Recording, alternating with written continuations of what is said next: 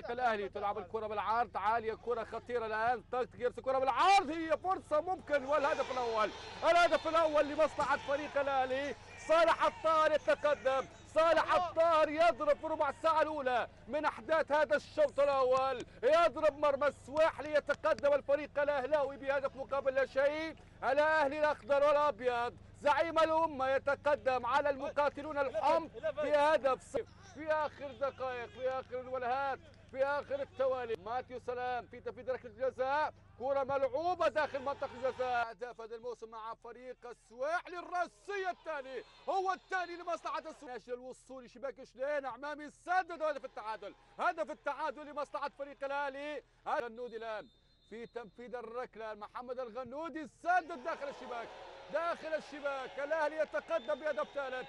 الغنودي يعطي التحيه، يعطي التحيه لوجود الثالث لرئيس النادي ساسي بوعان الذي يحتفل مع اللاعب محمد الغنودي بوجود الهدف الثالث من اجل 3 نقاط.